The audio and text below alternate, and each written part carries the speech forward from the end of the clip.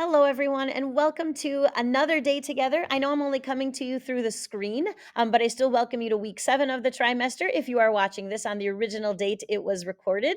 And what our plan for today is to start a new unit, a new topic. Let's go ahead and get into it. So, the essential question we'll be answering in today's video lecture is how do I use something called dimensional analysis to solve conversion problems? We'll come back to that later. Don't worry about it right now.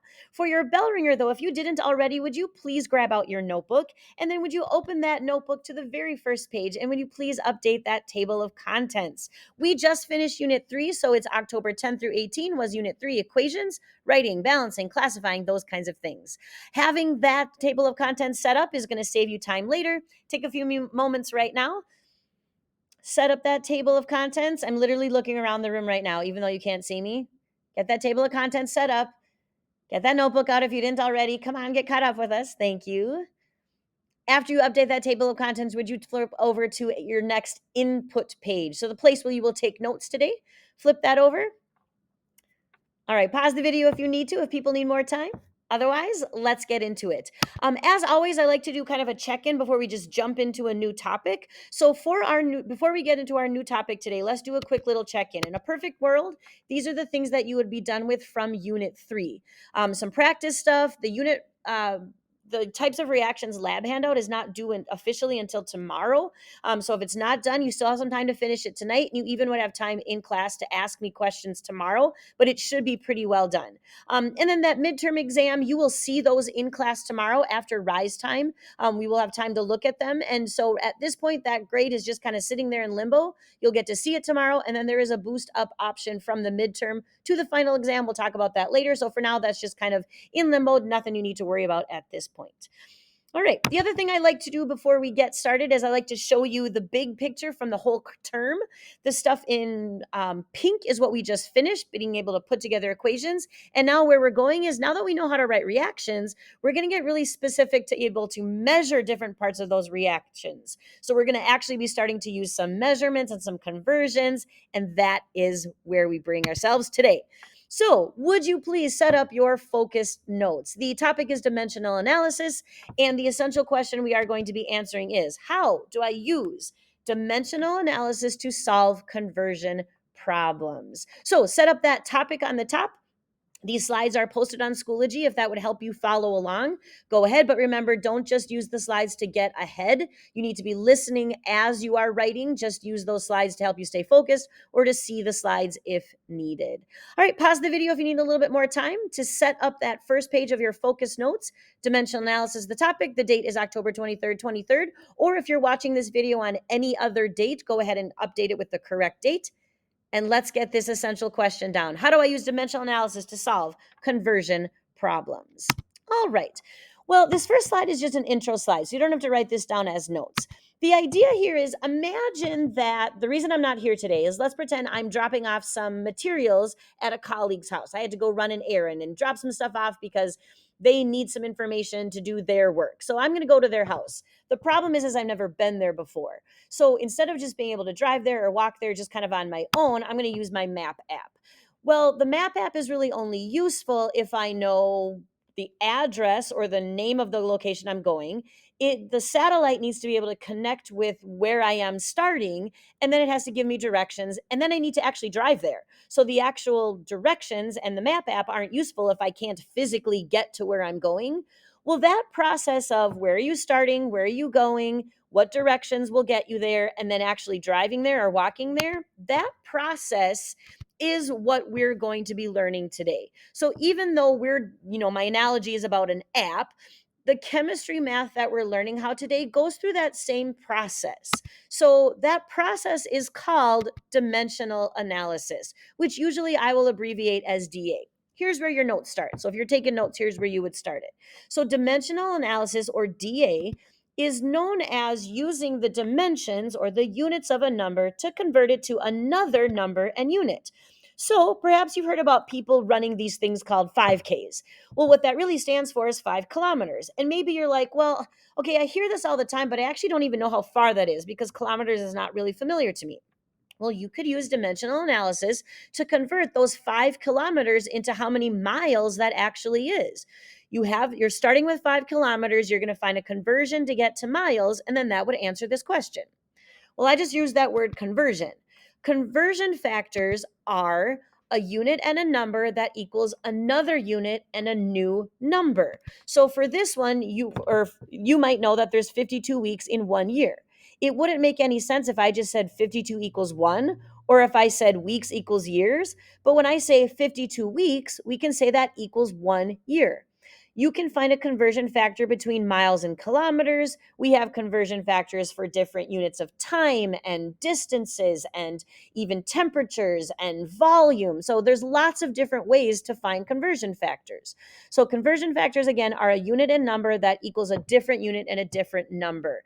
So even saying something like 60 seconds equals 1 minute, that's a conversion factor. So that's the idea here. Right. Would you please pause the video and then with your buddy write a level 1 question? The level 1 question is something that comes right from the notes. It's straightforward. You have a guide on Schoology you can use. You can use any of the posters in the classroom or use that green page that's taped in your notebook. Pause the video, write this. Don't skip this step. Remember, this isn't busy work. This is active learning. Show the person next to you that you are an active learning partner and go ahead and write this together. Pause the video. All right, welcome back. Let's keep going. So just like the map app, this idea where the map app only works if I know where I'm starting, where I'm going to give me the directions, and then I have to actually drive there, DA or dimensional analysis works the same way. Okay, so on this slide, only write the stuff down in pink. That's the stuff that's related to DA. All right, so you have to know where you're starting to use the map app. Well, in the map app, that's the phone using the satellite to know the starting location. In DA, I will call that the given. It's the starting conversion or the starting measurement or the number and the unit that you're starting with. That's called the given. Then you have to know where you're going. Okay, well, in the map app, that's the colleague's home address or whatever address you're trying to get to. In DA, you have to figure out what's the problem asking you to convert to. What are you trying to find out? Like you have to figure out that from the problem. Sometimes it'll be straightforward. As the problems get more complicated, you'll have to do a little bit of thinking. Then you have to know how to get there. In the map app, that's the driving directions, step by step. In DA, that's when you set up conversion factors. We're going to be setting up factors that look like ratios, something on the top, something on the bottom, and you're going to set those conversion factors up so that the units we don't want will cancel. When you have the same thing on the top and the bottom, that's like dividing by the same number. It cancels, it goes away. So you're going to set up conversion factors like that. And then you have to get there. So in the map app, that would be literally driving there or walking there. In DA, that's solving the problem. So these 4 steps in pink, those are the 4 steps you think of when you are doing dimensional analysis. Where are you starting? That's your given. What's the problem asking you to convert to? What conversions do you need to connect those 2 things? And then you solve the problem. So those are our 4 steps of DA. So once again, go ahead and pause the video and take a little learning break and think about a level 2 question and then write it down. Use it as review, write it out loud with your buddy, write it separate, and then tell your buddy what you wrote. But again, don't skip this step. Pause the video. Go ahead. All right, welcome back. So then the next thing I want us to think about, and again, you don't have to write down anything from this slide. This is mostly just a thinking slide. We need to start thinking about ratios. Okay, audience participation. I know I'm not standing in the room, but you can still participate with me. When I show you this 4/2, what does that slash mean to do? And what math function? Who's got it? Go ahead and yell it out. Yeah, it means to divide. Okay, so if I put something over something, really I'm dividing those 2 numbers. So if I say 3 divided by 3 equals 1, do you agree with this ratio setup? Go ahead, participate. Okay, yeah, you do. All right, how about this one? 5/5, which means 5 divided by 5 times 3 divided by 3. Does that equal 1? Yeah, because when you have the same thing on the top and the bottom in a ratio, it's like it cancels. So that's like 1. 3/3 is like 1. 1 times 1 equals 1. Okay, we're good there. How about this one? 5 times 3/3 equals 5. Well, wait, how come that changed? Oh, because this time I'm not canceling out that 5. So the 1, the 3, and the 3 cancels to 1. So then it's really like 5 times 1 equals 5. Okay, that makes sense. How about this? 1 equals 100. Do you agree with that? Go ahead, yell it out. Yeah, you're right. The answer should be no. What about this? 1 meter equals 100 centimeters. What do you think about that? Yeah, that's true. That's the definition of centimeters. There's 100 centimeters in every 1 meter. So it doesn't make sense if I say 1 equals 100, but if I put units in there, then that is possible. Okay, now look at this. 5m times 100 cm over 1m equals 500 cm. Okay, does this make sense? Let's just look at the numbers first. 5 times 100 divided by 1, yeah, that equals 500. And then I've got meters times centimeters, but divided by meters leaves me with only centimeters? Oh, yeah, because meters divided by meters goes away, and I'm left with centimeters. Oh my gosh, okay, what just happened? That's really just thinking about ratios. What do I want you to take from this slide? You could write this down if you want to. When you have the same thing on the top and the bottom of a dividing problem, it cancels. That's the key learning from this slide. All right, that kind of finishes our notes. So go ahead and write a level 3 question out loud with your buddy, write it together, or write it separately and then tell your buddy. But again, don't skip this step. This is active learning. Pause the video one last time. All right, welcome back. Okay, so when you're learning how to do this thing called DA, one of the things you have to kind of let go is that it's not about math right now. It's about learning a new skill for problem solving. So when you're doing these practice problems, if you're like, well, I can just do that in my head or I can figure this out some other way, great, that's fine. But then all you're doing is getting a math answer. What I need you to learn is this new skill for problem solving called dimensional analysis. So make sure that you actually practice these problems using DA, not doing it some other way. Trust me that I'm preparing you for something more complicated where DA is the best option. But again, DA will never be the only option, but it's a really organized way to solve problems related to the data that we're going to be getting in chemistry. Okay. So now what I'd like you to do is I want you can do this now while I'm talking. From Schoology, open the DA intro practice. And what you're going to see is some math puzzles in the context of chemistry. So what's going to happen is you're going to fill in the blanks and you're going to try to get the answer that is given. So this goes back to the idea of like, it's not about getting a math answer. It's about setting up the problem. The answer matters so little right now. I even give you the answer, but you have to fill in the puzzle pieces to get that answer. And remember, it's these 4 steps. Where am I starting? That goes in the first blank. Where am I going? That should match the last units. What conversions do I need? And then you put label and sig figs to get those with those conversions. All right. So after seeing how to set up those DA problems, that's what you're going to do on the first page. You continue on to the second page, setting up those problems the same as you did on the first page. Okay, so by now you should have opened the DA intro practice document from Schoology, put into Notability. And then, oh, this is just a little side note, sorry. Get used to using that EE button on your calculator for scientific notation. We can talk more about that when I'm back in person. All right.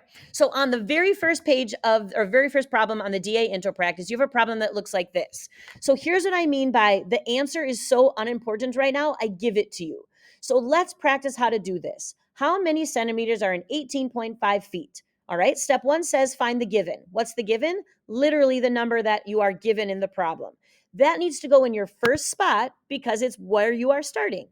So remember, the steps are find out where you're starting, 18.5 feet. That goes in the first spot. There's nothing underneath it because it's just your starting number. Now you have to figure out where you're going. How many centimeters? So when I'm all done, I should have converted feet into centimeters. Okay, that makes sense. But then how do I get there? How do I get from feet to centimeters? Well, I have some conversions here. I can go from inches to centimeters and I can go from inches to foot. Well, the inches to centimeters I can't use yet because neither of those will cancel feet. But 12 inches in 1 foot, I can use that. And the rule says if it's the same on the top and the bottom, it cancels. So I want to put the 1 foot on the bottom because feet divided by feet will go away. But whatever 1 foot is equal to has to go on the top to make the ratio equivalent. So these two things are equal to each other. That's why I'm able to put 12 inches over 1 foot because they're equal to each other by definition. Feet cancels. Why? Because foot divided by foot goes away. 18.5 didn't cancel, 12 didn't cancel, 1 didn't cancel because I don't have those numbers on the top and bottom to match. Now I'm at inches. All right, I'm trying to get to centimeters. Look for your conversions. Inches to centimeters. Okay, so then I'm going to use that conversion. Once again, I want inches to go away. So where does inches have to go? Go ahead and say it. Yeah, it has to go on the bottom. So 1 inch, and then whatever it's equal to goes on the top, 2.54 centimeters. Inches divided by inches goes away, but notice that the ones didn't cancel, the other numbers didn't cancel, and centimeters didn't cancel. Oh, wait, centimeters. Oh, wait, that's what I wanted, centimeters. So that's why the units for the final answer are centimeters. Okay, so then now you get out your calculator. Mathematically, any number on the top you multiply, any number on the bottom you divide. You technically can skip the ones, but some people like to just type them in. So you would type in 18.5 times 12 times 2.54 divided by 1 divided by 1, or skip the ones, that's okay. And then you get an answer on your calculator that looks like this, 563.88. But then the rule says our final answer can't be more specific than any measurements in the equation. Well, this is a definition, and this is something somebody figured out, but it has 1, 2, 3 defined 1 inch. And then again, 12 inches to 1 foot is a definition. This was a measurement. So 1, 2, 3 sig figs, 1, 2, 3 sig figs in my measurement. So my final answer can only have 3 sig figs. I keep 1, 2, 3 sig figs. I look at the next number for rounding, which it does. That's where the 564 comes from. So this is the science answer. This was just the math answer. If you need a review, I did post an old version of the Sig Fig lecture video in the Unit 4 folder on Schoology. If it would help you, you can look back there. All right. So this example kind of gets you started. I don't expect it's perfect at this point, but that's why you're going to practice. All right. So good job. No, actually, awesome job. First DA problem. Okay, so then now what are you going to do the rest of our time together? You are going to work on page 1 of the DA intro practice with your buddy. With your buddy is very, very key. Nobody is working by themselves today.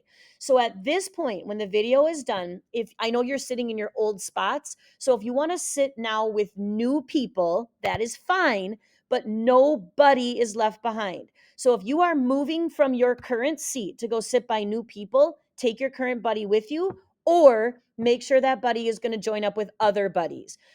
Only groups of 2 to 3, no groups bigger than that. Otherwise, it's too hard to see what's going on or to ask questions, and stay in the room. Since I'm not here, it'll just make it easier for our guest teacher. Just make sure that you all stay here. You can spread out in the lab a little bit if you need to, but mostly just kind of stay in your desks. Move the chairs if you need to, but put them back before you walk out so it's ready for next hour. So it's important that you work with your buddy. You have to process this new stuff out loud. After you're done with page 1, feel free to break off if you want to and work by yourself, but at least do page 1 with your group. You could also finish anything from today's notes, your Costa questions, your summary. There's unit practice problems you could look at. The first 12 are a good practice related to today's material. You also could work on that types of reactions lab handout. It's due tomorrow, but if it's not done, that would be good use of your time today after you finish page 1. So again, this is on purpose. The first thing you are doing is finishing page 1. When page 1 is done, you can do any of numbers 2, 3, 4, and 5 after that. All right, use this work time. Don't get distracted by your phone. If you need to take like a 90-second break, go ahead and do that. But then again, groups of 2 or 3 people, nobody left behind. Help each other, walk through this together, process it out loud, and then I'll be back tomorrow to answer questions as needed. Thanks so much for listening. I hope you have a great rest of the day. Make it productive, and we will see you back here tomorrow. Bye.